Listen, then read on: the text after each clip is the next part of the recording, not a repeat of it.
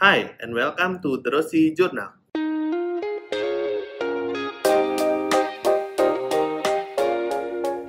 Kali ini kami akan menyampaikan hasil dari 500 peneliti terbaik di Indonesia versi Sinta yang telah ditayangkan oleh Kemenristek Brin tanggal 28 Mei yang lalu.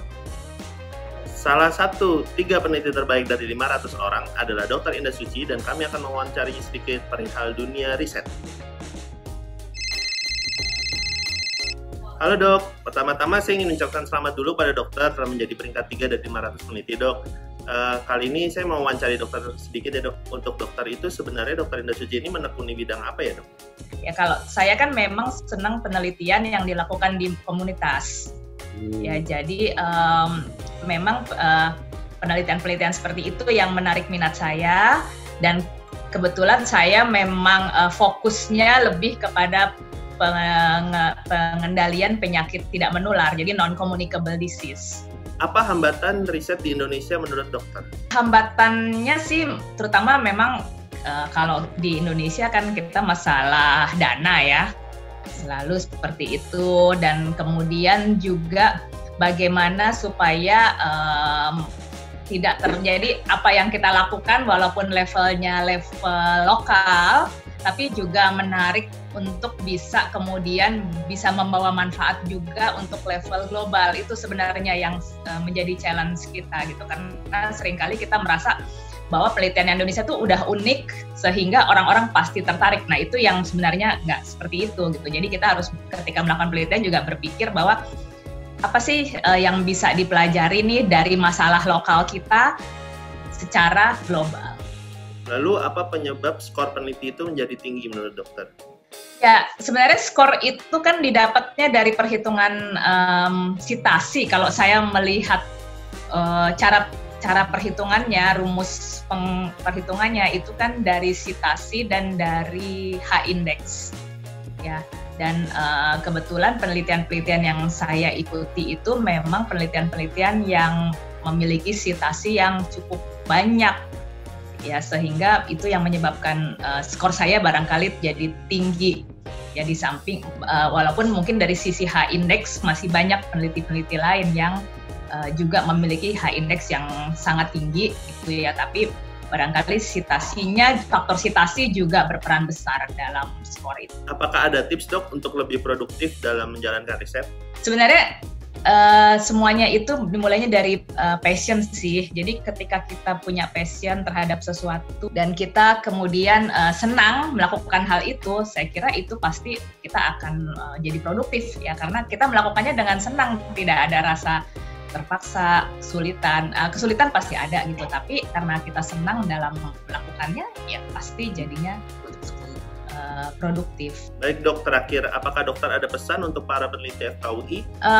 Barangkali yang memang selama ini kan dulu saya juga selalu oleh senior-senior tuh dikatakan bahwa karena UI itu universitas perguruan tinggi, core bisnis kita kan adalah pendidikan, sehingga kita dari dulu selalu didorong untuk mengutamakan pendidikan. Tapi sebenarnya kan sekarang kita juga punya kewajiban, bukan hanya pendidikan, tapi sebenarnya kan tugas kita tridharma ya. Jadi tridharma itu diantaranya pendidikan, penelitian, dan pengabdian masyarakat, dan itu harus dilakukan secara seimbang. Antara pendidikan dan penelitian itu bobotnya juga sekarang sudah hampir sama ya, sehingga tentu saja kita juga harus bisa meluangkan waktu untuk memprioritaskan kegiatan penelitian, dan itu yang saya harap bisa lebih didorong ya oleh universitas, oleh UI, oleh FK gitu ya, supaya memang tidak hanya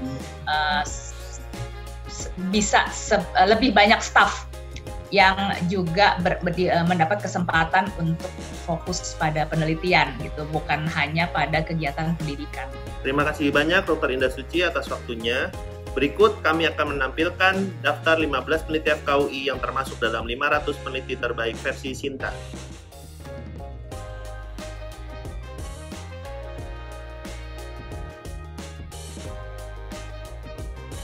Selanjutnya akan ada pesan dari Dekan Fakultas Kedokteran Universitas Indonesia, Profesor Dr. Ari Faryalsyah, spesialis penyakit dalam KGH.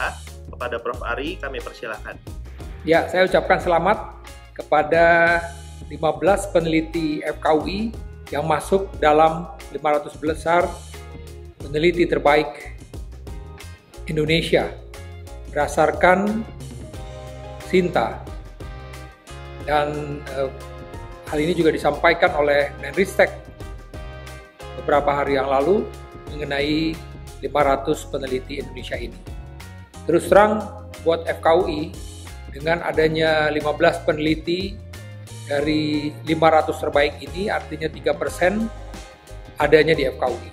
Ini akan memotivasi para peserta didik yang jumlahnya saat ini sekitar 4.700-an, baik itu untuk program pendidikan S1, S2, S3, spesialis 1, spesialis 2, dan juga seluruh staf pengajar, termasuk juga tenaga kependidikan, bahwa mereka harus terus bekerja sama untuk menghasilkan para peneliti-peneliti terbaik untuk Indonesia. Sekali lagi, saya ucapkan selamat. Dan mudah-mudahan di masa yang akan datang lebih banyak lagi peneliti-peneliti FKUI yang berprestasi, bukan saja di tingkat nasional maupun di internasional. Dan pada akhirnya memang FKUI bisa menjadi motor penggerak riset-riset di bidang kesehatan dan kedokteran di Indonesia ini. Sekali lagi saya ucapkan selamat. Terima kasih Prof. Ari atas pesannya. Sekali lagi saya ucapkan selamat kepada 15 peneliti FKUI yang termasuk dalam 500 peneliti terbaik versi Sinta. Nantikan video kami selanjutnya. Saya Aswin, pamit.